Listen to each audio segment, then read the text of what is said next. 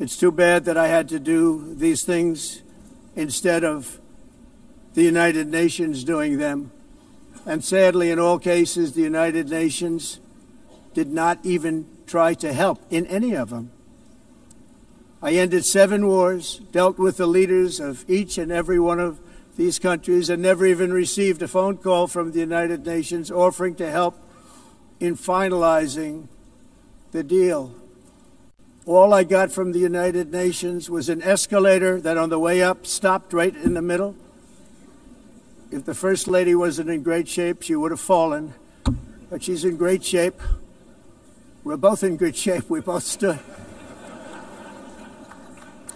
And then a teleprompter that didn't work.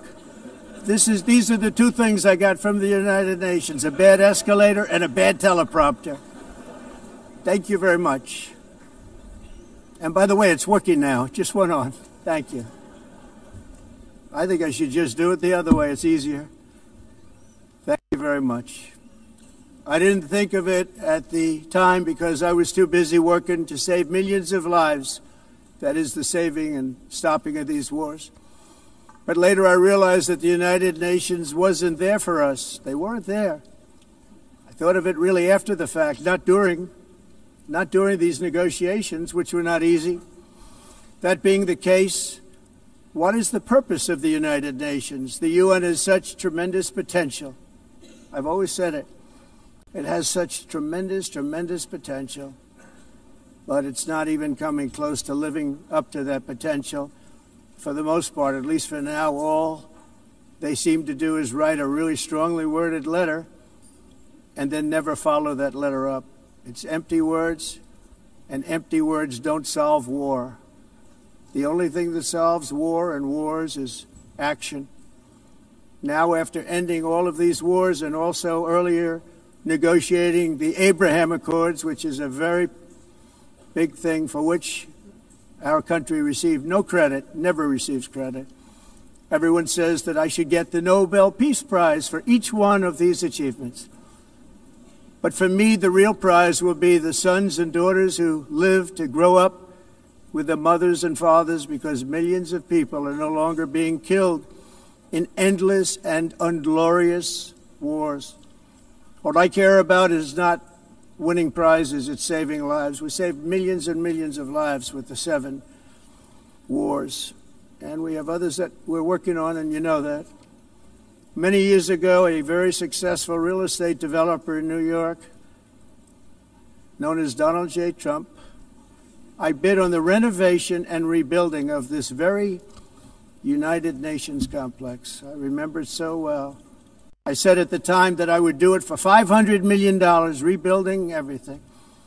It would be beautiful. I used to talk about, I'm going to give you marble floors. They're going to give you terrazzo.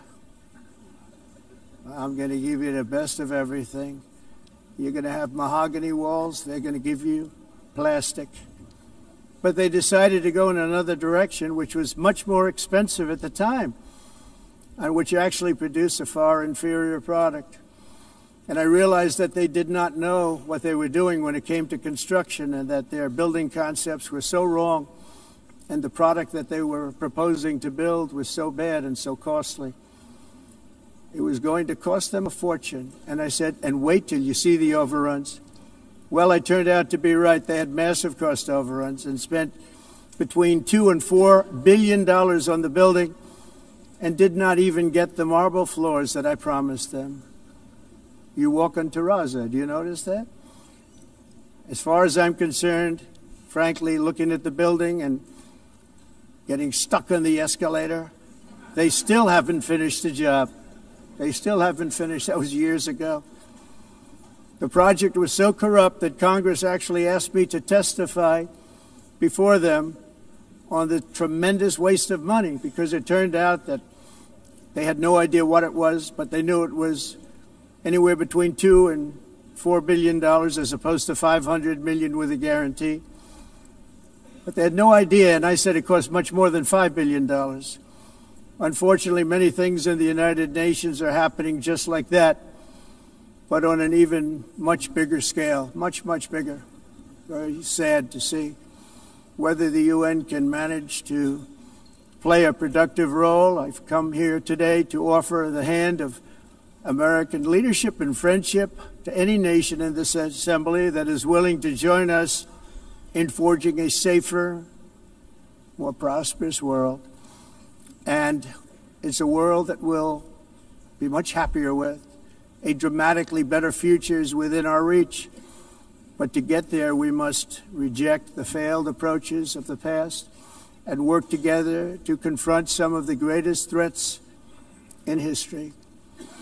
There is no more serious danger to our planet today than the most powerful and destructive weapons ever devised by man, of which the United States, as you know, has many. Just as I did in my first term, I've made containing these threats a top priority, starting with the nation of Iran. My position is very simple. The world's #1 sponsor of terror can never be allowed to possess the most dangerous weapon. That's why, shortly after taking office, I sent the so-called Supreme Leader a letter making a generous offer. I extended a pledge of full cooperation in exchange for a suspension of Iran's nuclear program. The regime's answer was to continue their constant threats to their neighbors and U.S. interests throughout the region and some great countries that are right nearby. Today, many of Iran's former military commanders, in fact, I can say almost all of them, are no longer with us. They're dead. And 3 months ago, in Operation Midnight Hammer, 7 American B-2 bombers dropped the 14 30,000-pound each bombs on Iran's key nuclear facilities, totally obliterating everything. No other country on earth could have done what we did. No other country has the equipment to do what we did. We have the greatest weapons on earth. We hate to use them. But we did something that for 22 years people wanted to do. With Iran's nuclear enrichment capacity demolished, I immediately brokered an end to the 12-day war, as it's called, between Israel and Iran, with both sides agreeing to fight no longer. As everyone knows, I have also been deeply engaged in seeking a ceasefire in Gaza. Have to get that done. Have to get it done. Unfortunately, Hamas has repeatedly rejected reasonable offers to make peace. We can't forget October 7th, can we? Now, as if to encourage continued conflict, some of this body is seeking to unilaterally recognize a Palestinian state. The rewards would be too great for Hamas terrorists for their atrocities. This would be a reward for these horrible atrocities, including October 7th, even while they refuse to release the hostages or accept a ceasefire. Instead of giving to Hamas and giving so much, because they've taken so much, they have taken so much. This could have been solved so long ago. But instead of giving in to Hamas's ransom demands, those who want peace should be united with one message: release the hostages now. Just release the hostages now. Thank you.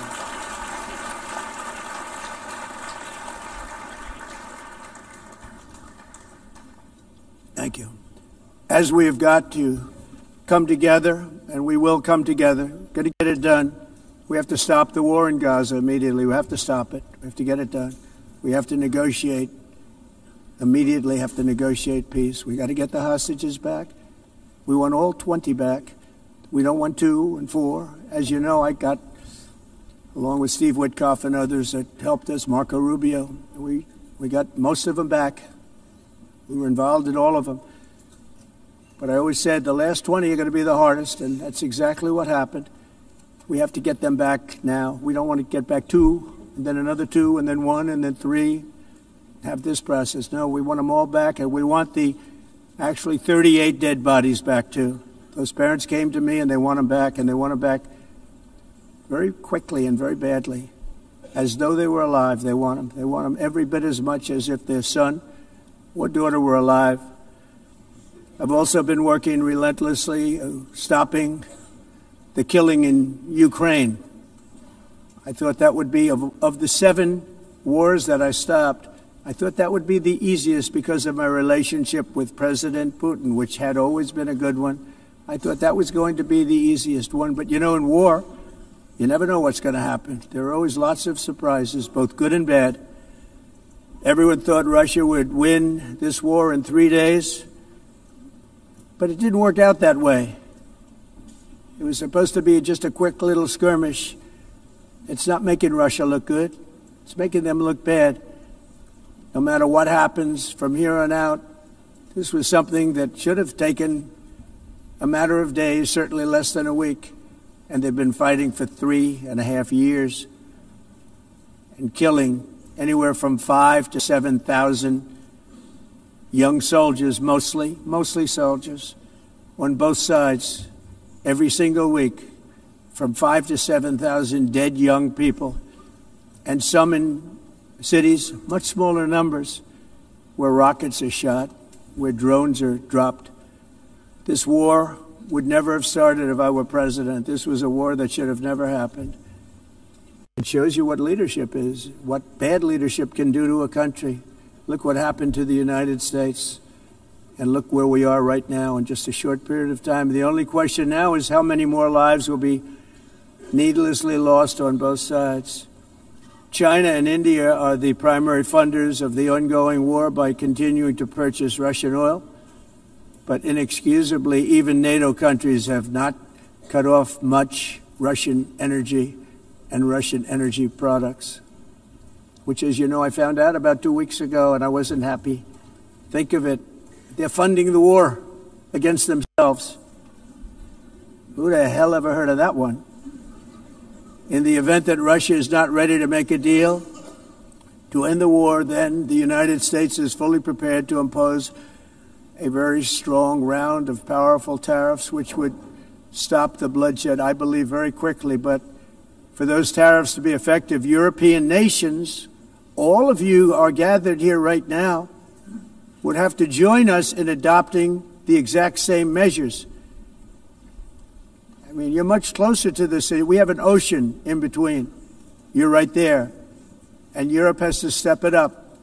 They can't be doing what they're doing. They're buying oil and gas from Russia while they're fighting Russia. It's embarrassing to them, and it was very embarrassing to them when I found out about it, I can tell you that. They have to immediately cease all energy purchases from Russia. Otherwise, we're all wasting a lot of time. So I'm ready to discuss this. We're going to discuss it today with the European nations, all gathered here. I'm sure they're thrilled to hear me speak about it, but that's the way it is. I like to speak my mind and speak the truth. As we seek to reduce the threat of dangerous weapons today, I'm also calling on every nation to join us in ending the development of biological weapons once and for all. And biological is terrible, and nuclear is even beyond, and we include nuclear in that.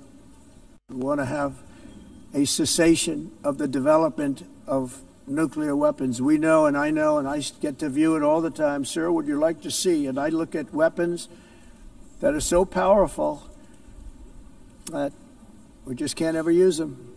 If we ever use them, the world literally might come to an end. There would be no United Nations to be talking about. There would be no nothing. Just a few years ago, reckless experiments overseas gave us a devastating global pandemic. Yet despite that worldwide catastrophe, many countries are continuing extremely risky research into bioweapons and man-made pathogens. This is unbelievably dangerous. To prevent potential disasters, I'm announcing today that my administration will lead an international effort to enforce Biological Weapons Convention, which is going to be meeting with the top leaders of the world by pioneering an AI verification system that everyone can trust.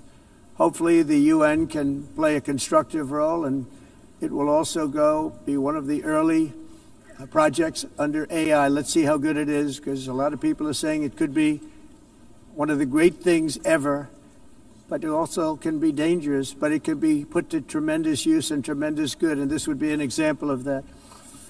Not only is the UN not solving the problems it should, too often, it's actually creating new problems for us to solve. The best example is the number one political issue of our time, the crisis of uncontrolled migration. It's uncontrolled. Your countries are being ruined. The United Nations is funding an assault on Western countries and their borders. In 2024, the UN budgeted $372 million in cash assistance to support an estimated 624,000 migrants journeying into the United States. Think of that. The UN is supporting people that are illegally coming into the United States, and then we have to get them out. The UN also provided food, shelter, transportation, and debit cards to illegal aliens. Can you believe that? On the way to infiltrate our southern border. Millions of people came through that southern border. Just a year ago, millions and millions of people were pouring in, 25 million altogether over the 4 years of the incompetent Biden administration. And now we have it stopped, totally stopped. In fact, they're not even coming anymore because they know they can't get through. But what took place is totally unacceptable. The UN is supposed to stop invasions, not create them and not finance them. In the United States, we reject the idea that mass numbers of people from foreign lands can be permitted to travel halfway around the world, trample our borders, violate our sovereignty, cause unmitigated crime, and deplete our social safety net. We have reasserted that America belongs to the American people, and I encourage all countries to take their own stand in defense of their citizens as well. You have to do that because I see it. I'm not mentioning names. I see it, and I can call every single one of them out. You're destroying your countries. They're being destroyed. Europe is in serious trouble. They've been invaded by a force of illegal aliens like nobody's ever seen before. Illegal aliens are pouring into Europe. Nobody is ever, and nobody's doing anything to change it, to get them out. It's not sustainable. And because they choose to be politically correct, they're doing just absolutely nothing about it. And I have to say, I look at London where you have a terrible mayor, terrible mayor. And it's been so changed, so changed. Now they want to go to Sharia law. But you're in a different country. You can't do that. Both the immigration and their suicidal energy ideas will be the death of Western Europe if something is not done immediately. This cannot be sustained. What makes the world so beautiful is that each country is unique. But to stay this way, every sovereign nation must have the right to control their own borders. You have the right to control your borders, as we do now, and to limit the sheer numbers of migrants entering their countries and paid for by the people of that nation that were there and that built that particular nation at the time.